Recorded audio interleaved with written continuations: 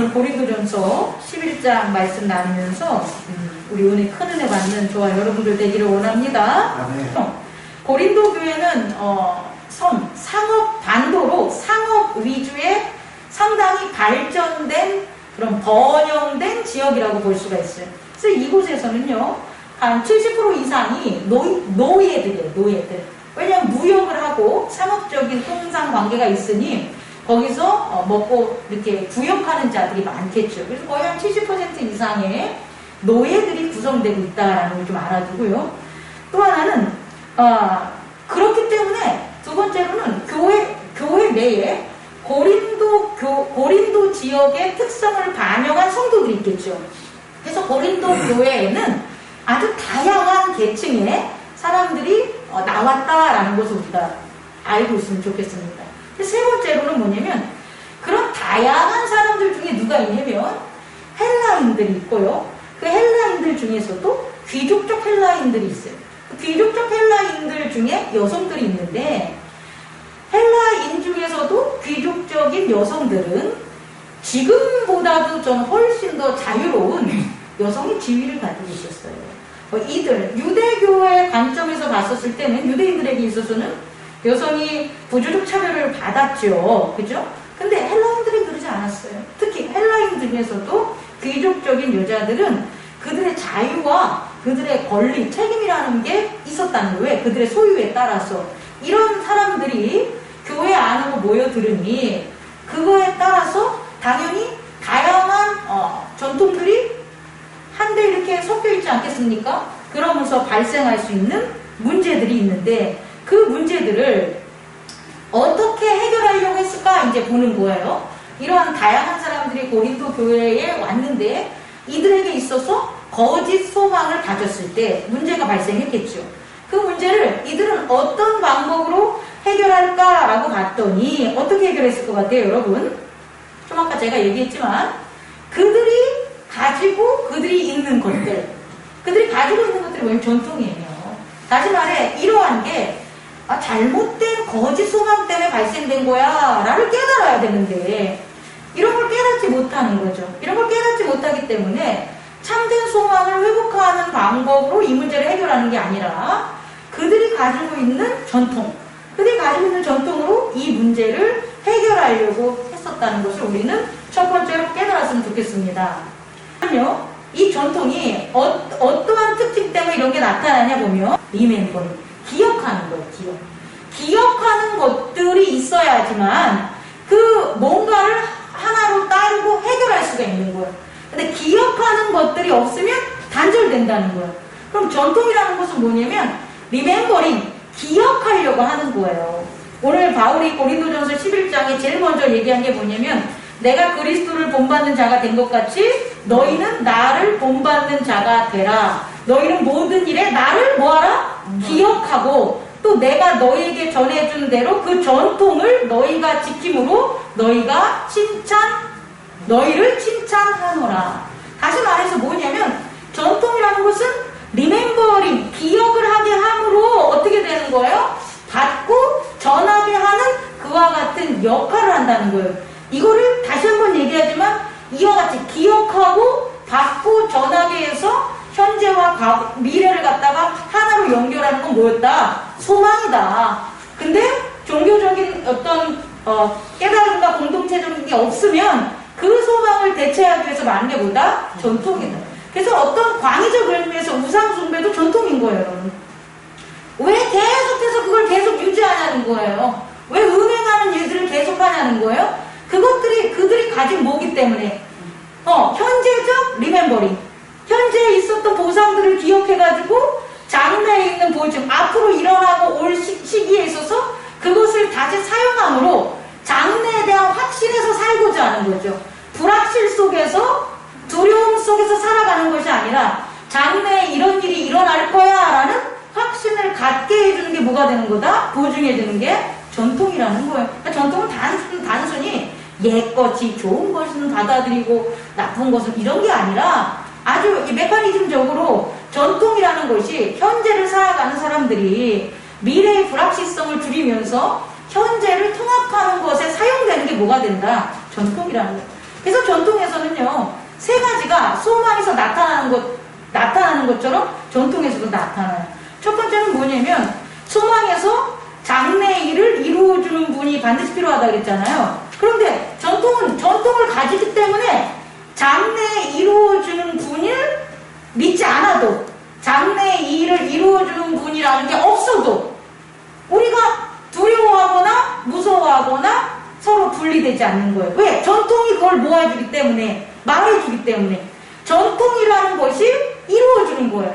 어떤 일을 행하는데 이렇게 행할 때 우리들이 이 일에 대해서 좋은 성공하는 일을 거둘 거야 라는 것을 우리는 장래에 그 소망을 이루어주는 분이 계시기 때문에 우리는 성공할 거야 라고 이렇게 믿게 되잖아요. 근데 전통은 그게 아니라, 그래, 이것이 반드시 잘 될 거야 라는 것을 증명하는 게 뭐가 되는 거예요? 전통이 되는 거예요. 전통을 가진 사회는 전통이 그것을 뭐 하는 거예요? 증명하기 때문에 그것을 이루어주는 분을 믿지 않는다는 거예요. 두 번째는 뭐냐면, 전통은 있잖아요. 어떤 특징이 있냐면 차등적 구조를 가지고 있어요. 무조건입니다. 전통이라는 것은 차등적 구조를 가지고 있어요. 차등적 구조가 없는 전통은 없어요. 다시 말해, 차등적 구조라는 건 뭐냐면 계층적 구조가 있다라는 거예요. 왜 계층적 구조가 있어야 되냐면, 우리가 피라미드를 그려서 세 개로 분할하면 1, 2, 3으로 나눕시다. 그럼 최고 위층에 있는 차등적 구조의 1번 계층은 어떻게 현재적 보상을 받냐는 거예요? 2번 층과 3번 층의 희생으로 1번 층이 현재적 보상을 받는 거라고요. 현재적으로 보상을 받으려면 뭔가 보상을 받아야 되잖아요. 근데 그 보상이 누가 이루어주시는 분이 원래 우리에게 소망을 가지면 이루어주시는 거잖아요. 이루어주시는 분이 우리에게 현재적으로 보상을 하는 게 참 소망이잖아요. 근데 그게 아니라 전통을 가지고 현재적 보상을 받으려고 해야 되기 때문에 전통은 반드시 차등적 구조라는 계층적 구조를 가지고 있다는 거예요. 그래서 어떤 일이 벌어지는 거예요? 어디든 전통이 있어. 어디든 전통이 있으면 차별적 구조적 차별이 존재한다고요. 전통이 있는 모든 곳에서는 뭘 찾을 수 있다? 구조적 차별이 여기서 나타날 수 있는 거예요. 왜 구조적 차별이 나타나나 봤더니, 현재적 보상을 그들 내에서, 그들의 공동체 내에서 발생시켜야 되는데, 현재적 보상을 발생시키려면 당연히 희생하는 계층이 생겨야 되고, 희생하는 계층이 생기려면 차등적 구조로 전통은 이루어져야 된다는 걸 여러분 깨닫기 바랍니다. 그리고 세 번째로, 소망은 뭐로써? 장래적 보증을 이루시는 성령의 음성으로, 장래에 반드시 이루어질 거야 라는 것들이 증언되면서 살아간다고 했잖아요. 그런데 전통에서는 뭐냐면, 이 장래적 보증에 대한 음성이 뭐로 이루어지냐면 경험과 지식의 보증적 음성으로 이루어지는 거예요. 전통에서 가장 중요시 여기는 것은 지식과 경험이라는 거예요. 지식과 경험이 없이는 전통사회를 이룰 수가 없어요. 우리가 어떤 사회는 부족사회에서 멈추고 어떤 사회는 국가사회로 발전하는 역사적 우리 과정을 봤을 때, 모델을 봤을 때 부족사회에서 멈추고 이렇게 국가적 사회, 광의적인 어떤 법과 제도적으로 정비되지 못한 사회들은 뭐가 부족하냐면 지식과 경험이 부족하죠. 그런데 국가적으로 성장할 수 있는 그런 사회를 봐면 그 사회는 뭐가 있는 거예요? 지식과 경험이 풍부하죠. 그 지식과 경험은 결국 문자와 법에 의해서 축적이 되는 거죠.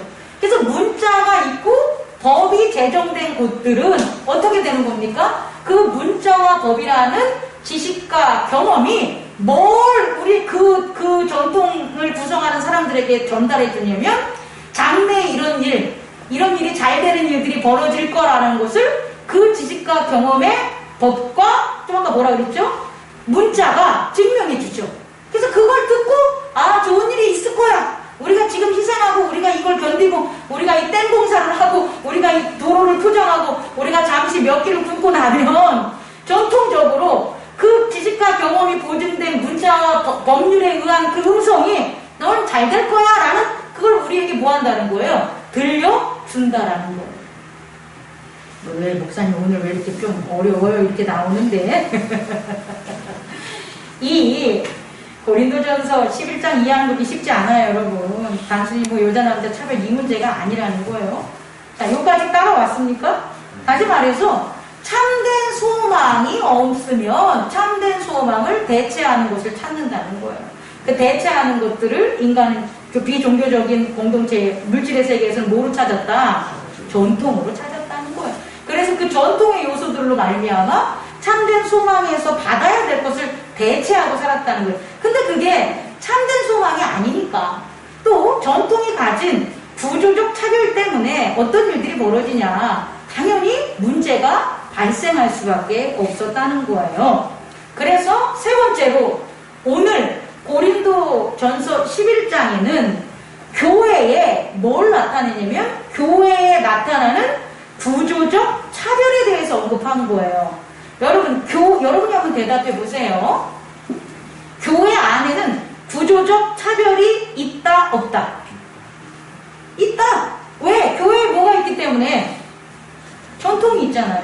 교회에 전통이 있기 때문에 교회에서는 구조적 차별이 발생할 수 있다. 오늘 고린도전서 11장에는 그 구조적 차별이 뭐냐 봤더니 기도와 예언에 있어서 여자들은 뭐 하라는 거예요? 머리에 쓰개를 쓰라는 거예요. 그리고 그 전통이 어떻게 이루어졌냐라는 것을 너희들이 알기를 원해 라고 해가지고 바울이 알려주는 거예요. 어떻게? 이 교회에 이렇게 일어나는 이 구조적 차별에 대한 전통은 어디서 발생한 거냐면 이런 데서 발생한 거야. 어떻게 되냐면 남자의 머리는 그리스도시고 여자의 머리는 남자야. 그렇기 때문에 남자의 머리가 그리스도니까 머리를 가리면 안 된다는 거죠. 머리를 가리면 머리가 그리스도니까 그리스도를 가리는 거잖아요. 그리스도를 가리면 안 되기 때문에 남자들은 기도와 예언을 할 때 뭐 해야 된다? 머리에 무엇을 쓰면 안 된다는 거예요. 그런데 여자의 머리가 남자이기 때문에 여자들이 머리를 가려야 될 거 아니에요. 기도와 예언은 하나님의 영광을 나타내는 거니까. 그래서 여자들은 뭐 해야 된다? 머리를 가려야 돼. 그리고 그 머리를 가리는 게 뭐냐 봤더니 뭐가 되는 거예요? 천사가 여기 뭐라고 10절 여자는 천사들로 말미암아 권세 있는 표를 그 머리 위에 둘지어다. 그러니까 천사로 말미암아 권세 있는 표는 그리스도가 되는 거예요. 그 그리스도의 표를 머리를 가리는 데 쓰고 기도와 예언을 하라는 거예요. 뭐에 있어서? 전통에 있어서. 교회의 전통에 있어서. 그럼 이제 제가 지금 세 번째 나아가고 있는 거죠. 이 교회의 전통을 바울은 그럼 교회의 전통을 그대로 이것대로 너희들이 해라 이렇게 얘기했을까요? 자, 이 점에 있어서 우리가 주목해야 되는 거예요. 그럼 이게 짧게 끝나버렸겠죠. 근데 그렇게 하지 않고 바울이 전통과 이 교회의 전통을 설명하면서 한 가지 더 얘기한 게 있어요. 그게 뭐냐면 이 여자가 머리에 쓰는 그것이 교회 전통에서 발생하는, 잘 들어야 돼요, 성별에 의한 구조적 차별인가 아니면 죄에 대한 구조적 차별인가를 나타내고 있어요. 여러분 이거 좀 어렵죠? 우리 깨달아 봅시다. 교회 내 전통은 구조적으로 차별을 가지고 있잖아요. 그래서 남자 여자 이렇게 차별이 됐다고. 근데 그 차별이 단순히 사회에서 발생하는, 공동체에서 발생하는 지식이라든지 성별이라든지 돈에 대한 구조적 차별이냐는 거예요. 아니라는 거예요. 이것을 오늘날의 목사님들이 잠깐 오해해서 교회 전통에서 나타나는 여자가 머리에 쓰는 것을 성별에 따른 구조적 차별이라고 생각을 하면 오늘날도 여자를 목사가 안 세우는 거예요. 그런데 이 차별은 성별에 의한 구조적 차별이 아니라 죄에 의한 구조적 차별이라는 것을 바울은 증언하고 있다고요. 이걸 찾아야 되는 거예요. 그럼 바울은 교회 전통에서 나타나는 남녀, 여자가 머리에 쓰는 이것을 죄에 대한 구조적 차별에서 이 고린도 교회에 전한 거라고요. 그래서 뭐라고 뒤에 언급하냐면 이렇게 얘기하는 거예요. 야, 얘네들 생각해봐. 남자가 있잖아. 남자가 머리가 짧으면 그것은 영광이죠. 그죠? 그리스도가 나타나니까. 그런데 남자가 롱헤어를 가진 거예요. 남자가 머리가 길어. 그럼 머리가 긴 남자는 뭘 느끼겠어요? 구조적? 부끄러움을 느끼겠죠. 그럼 그 남자는 남자지만 머리가 길으니까 뭘 느껴요? 부끄러움을 느끼니까 뭘 하는 거예요? 가리라고 하는 거예요, 여러분. 남자니까 가리지 말고 여자니까 가려서가 아니라 부끄러움을 느낀다면 뭐 하라는 거예요? 가리라는 거예요. 여자한테도 또 동일하게 얘기합니다. 너네 여자들이 머리가 기른 게 그게 너희들에겐 영광이잖아요. 근데 너희들이 머리가 여자가 짧으면 혹은 밀어버리면 여자가 뭘 느낀다는 거예요? 부끄러움을 느껴. 근데 부끄러움을 느끼는데도 너희들이 머리를 밀고 짧게 하고 교회 와서 기도하고 예언하고 싶으면 그렇게 하라는 거예요. 여자로서가 아니라 여자의 머리가 길고 짧음에 대해 느끼는 뭐라는 거예요? 부끄러움. 다시 말해 죄에 대해서 너희들이 부끄럽다면 그 죄가 있는 죄의 구조적 차별 때문에 죄가 있다면 뭐 하라는 거예요? 머리를 가리라는 거예요. 그래서 바울이 뭐라고 했냐면 맨 처음에는 여자는 남자를 위해서 만들어졌다고 했지만 뒤로 가서 뭐라고 합니다? 주 안에서는 뭐라고요? 주 안에서는 모두가 다 여자는 남자를 위해서 있고 남자도 여자를 위해서 있는 거고 남자로부터 나오고 남자도 하나님으로부터 나오고 여자도 하나님으로부터 나온다라고 얘기를 하는 거예요. 우리가 이 고린도전서 11장에서 주목해야 될 건 뭐냐면 첫째는 소망이 없으면 전통이 소망을 대체한다. 두 번째, 전통이 소망을 대체함으로 뭐가 발생한다? 구조적 차별이 나타난다. 근데 세 번째, 고린도 교회에서 나타난 교회의 구조적 차별은 성별에 의한 차별이 아니라 뭐에 대한 차별이다?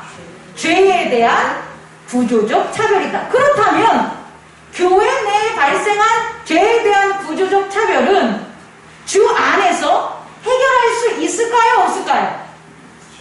여러분 대답해 보세요. 해결할 수 있다라는 거예요. 왜? 주님이 죄를 뭐 했으니까? 사해 주셨으니까. 주님이 죄를 사해 주셨으니까 교회 내에서 발생하는 죄에 대한 구조적 차별로 그 발생한 죄들은, 잘못들은, 분쟁들은, 다툼들은 해결될 수 있다 없다? 해결될 수 있다라는 거예요. 그것을 후반부에 나온 주의 만찬과 저는 연결하려고 하는 거예요. 그 방법이 뭐냐는 거예요. 교회 내에서 죄에 대한 구조적 차별, 이것을 극복할 수 있는 방법, 우리는 모르지. 우리는 누가 죄를 지고 누가 죄를 안 짓는지 우리는 알 수 없지만 각각 부끄러움으로 죄를 짓는 일들이 발생하니 서로서로 차별당한다고 생각을 하고, 그리고 서로서로 한 소망 가운데 나가지 못하는 무언가의 다툼과 시기들이 어떠한 계기로 인해서 교회 내에서 발생한다는 거죠. 근데 그 발생된 교회 내의 문제들은 죄에 대한 구조적 차별이기 때문에 주 안에서, 예수 그리스도 안에서 뭐 된다는 거예요? 해결될 수 있다. 그럼 어떻게 해결하냐? 봤더니 오늘 동일하게 고린도 교회에 또 이 문제가 나타난 거예요. 어떤 문제? 주의 몸을 나누고 먹는 주의 성찬, 만찬에 대한 잘못된 일들이 발생하고 있는 거라는 거죠. 어떻게 우리가 죄에 대한 구조적 차별을 없애는 방법은 답만 얘기합시다. 어떤 거로 구조적 차별을 없앨 수가 있겠어요? 저와 여러분의 목사와 성도 간에 발생할 수밖에 없는 구조적인 차별들로 인한 갈등들, 그걸 어떻게 극복할 수 있을까? 남편과 아내, 부모와 자녀, 장로님과 평 성도들, 어떻게 하면 이와 같은 교회 내에 발생하는 죄에 대한 구조적 차별을 없앨 수 있냐 봤더니 예수 그리스도의 몸을 나누라. 예수 그리스도의 몸을 나누고 예수 그리스도의 언약의 피를 나누는 것. 이 예수 그리스도의 언약을 잔을 나누는 것만이 죄에 대한 구조적 차별을 뭐 할 수 있다? 해결할 수 있고 교회 내에서 분쟁이 발생하지 않는다는 거예요. 그래서요, 초대교회에서는 성찬에 대한 게 제가 봤을 때 관습적으로 이루어진 것 같고 관례적으로 이루어진 것 같고 생각보다 자주 빈번하게 주님의 몸을 나누는 일들이 벌어진 거예요. 왜? 그런 죄에 대한 것들을 뭐하라고? 해결하라고. 죄에 대한 다툼들을 해결하라고 주의 몸을 나누는 그와 같은 것들이 이루어졌다는 거예요. 만찬이. 그런데 이것들을 내가 가만히 보니까 니들이 잘하고 있다 못하고 있다? 못하고 있는 거예요. 주의 몸을 나누고 주의 언약의 보혈을 나누라고 했더니 뭐하고 있어요? 파당을 이루어서. 파당 중요합니다. 파당이 뭐냐면 자기들끼리 공통적으로 소유하고 있는 전통. 전통이 같은 것끼리, 교회 내에 같은 전통을 가진 무리들끼리 나누어져가지고 주의 만찬을 하고 있는 거예요. 그래서 어떤 사람들은 늦게 오거나 돈이 없거나 가난하거나 병들거나 약한 사람들은 주의 만찬에 참여해서 먹을 떡이 없어. 실세고 많이 받고 뭐 잘났다고 생각하는 사람 그 파당들이 먼저 와가지고 다 먹고 가버려. 더 중요한 것은 있을지라도 주의 만찬에 사용할 교회의 떡과 포도주가 있을지라도 그것을 다른 파당에 안 주는 일도 발생한다는 거예요, 여러분. 이것을 너희들은 고쳐야 된다는 거예요. 다른 것들은 내가 가서 얘기할 거야. 니네들 만나고. 근데 니네들이 지금 시급하게 고쳐야 될 것은 지금 너희들에게 발생한 그런 죄에 따른 구조적 차별로 발생한 분쟁들을 없애야 되는데 그 죄에 따른 것을 없애지 않으면 고린도 교회에 뭐가 성행하게 돼요? 죄가 성행하게 되겠죠. 다툼과 분쟁이 파당이 활성화되면서 그 속에 죄가 성행이 될 거 아니에요. 그 죄는 지금 니네들이 해결하지 않으면 그 문제를 지금 해결하지 않으면 나중에 너희들은 구원받은 믿음조차도 하나님께서 주신 긍휼의 은총까지도 니네들은 뭐 할 수 있다는 거예요? 잃을 수 있다는 거예요. 시급한 문제라는 거예요. 오늘날 우리 한국교회에서도 마찬가지로 가장 시급한 문제는 죄에 따른 구조적 차별로 나타난 서로 각 파당, 각 계층, 뭐 어떤 계층들이 있을 거 아닙니까? 그 계층들 교회 내에서 이루어지는 이 문제에 대해서 빨리 해결하라는 거예요. 어떻게 해결하냐? 주님의 몸을 나누고 주님의 언약의 보혈을 나누라는 거예요.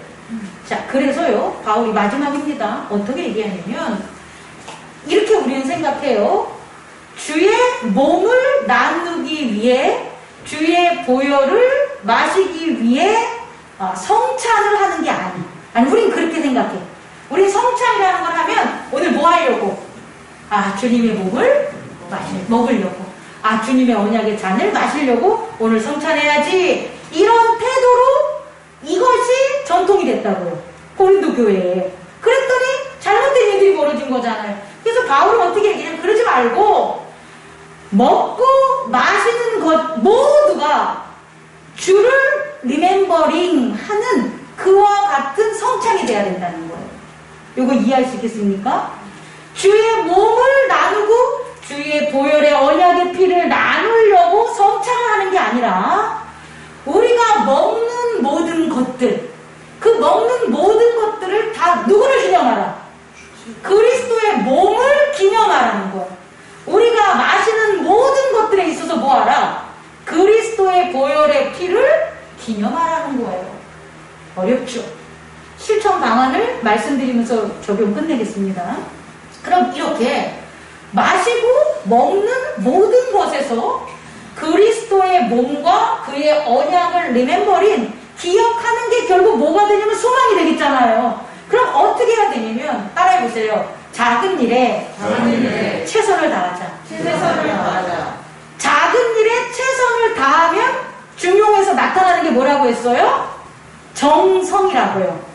작은 일에 최선을 다하면 나타나는 게 뭐다? 정성. 정성은 작은 일에 최선을 다할 때만 나타낼 수 있는 거예요. 여러분의 정성, 여러분이 교회에 대한 정성, 저에 대한 정성, 제가 여러분의 정성, 여러분의 가족이나 회사나 모든 것들에 있어서 정성은 여러분이 어떤 일에 최선을 다할 때, 작은 일에 최선을 다할 때 정성이 나와요. 정성이 생기면 그게 몸에 배어져 나와서 무엇을 나타내냐? 밝음을 나타내는 거예요. 밝음. 작은 일에 최선을 다하는 사람들은 그 사람들이 가는 곳마다 뭐가 있다라는 거예요? 밝음이 있다는 거예요. 브라이트. 밝음이 있는 게 바로 뭐냐? 글로리. 하나님의 영광이 그와 함께 한다는 거예요, 여러분.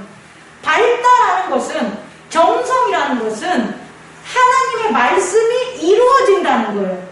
정성은 하나님의 말씀이 이루어진다는 정의가 정성이걸랑요? 그럼 그 정성이 있기 때문에 정성을 하는 사람에게는 빛이 나와, 빛이 배어, 브라이트해. 그 빛이 생육하고 번성하게 만든다는 거예요. 그게 모든 문제를 해결하고 다툼을 극복할 수 있다는 거예요. 더 엄밀하게 적용하면 여러분, 먹고 마시는데 정성을 쏟기 바랍니다. 아, 목사님은 우리 교회는 먹는 것에 너무 정성을 쏟아. 왠지 아시겠죠, 이제? 먹고 마시는 거에 정성은 하루에 3끼. 그리고 먹는 것만이 유일하게 분리된 에고들, 분리된 자아들이 서로 공감하는 일이에요. 같은 것을 먹음으로. 오늘 같은 소고기를 먹음으로 이 분리된 김 집사님과 저의 에고는 같은 소고기를 먹음으로 어떻게 된다? 유일하게 하나가 될 수 있다는 거예요. 그 엄청난 힘, 분리된 것을 하나가 되게 하는 그 소망을 이루는 게 빌딩을 짓고 돈을 많이 벌고 전쟁을 이기는 엄청난 그레이트한 액트가 아니라 아주 작은, 아주 작고 일상적이고 하지만 가장 귀하고 우리가 살아가는데 꼭 필요한 바로 뭐에 있어서? 음식, 먹는 것에 있어서 나타날 수 있다는 거예요.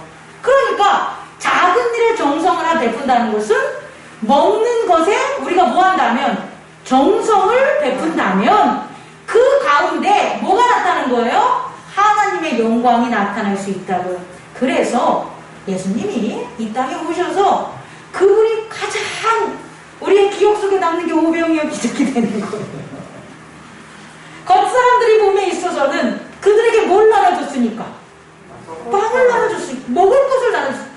그 먹을 것을 나눠준 예수님의 그 정성 때문에 수많은 무리들이 예수님을 찾아 따라 왕으로 만들려고 추앙했다는 거예요. 추배했다는 거예요. 근데 예수님이 어떻게 얘기했어요?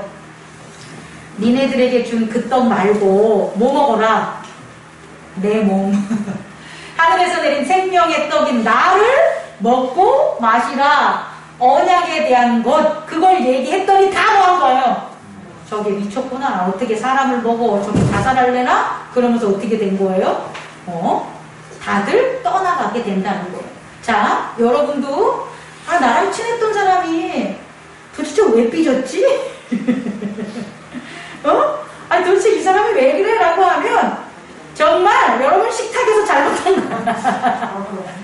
그 사람을 먹으려고 그러는데 먼저 씩 먹어버리던지, 아니면 그 사람 생일인데 그 사람이 원하는 거에 대한 정성 있는 생일상을 안 차려준다든지, 아니면 식탁에서 밥을 갖다 먹고 있는데 뭐 쩍쩍거린다든지 뭐 한다든지 막 눈치를 준다든지, 밥만 먹는 것을 준다든지, 그러면 나타나서 아주 그냥 마음이 삐지고 결국은 어떻게 돼요? 죄가 크게 되는 걸 깨닫는 저와 여러분 되기를 원합니다.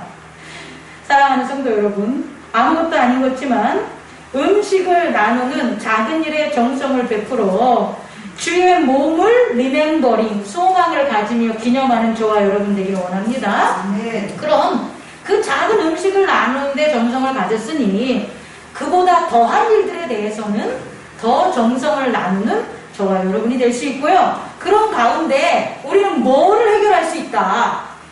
죄의 구조적 차별을 해결할 수 있다. 죄의 구조적 차별만 해결된다면 여기가 하나님의 영광이 나타나는 놀라운 하나님의 전을 증명하는 유일한 길 아니겠습니까? 그 주인공이 저와 여러분임을 잊지 말기 바랍니다. 그래서요, 일주일마다 이렇게 예배를 드리러 우리가 만나면 처음에는 게 뭐예요? 식사는 하셨습니까? 물어보는 거야. 이런 기본적인 작은 것에, 그리고 오늘 뭐 맛있는 거 함께 먹을까요? 우리 뭐 함께 할까요? 이런 작은 것에 서로를 정성으로 뭐 할까요? 섬기는 저와 여러분들 되길 원합니다. 기도하겠습니다.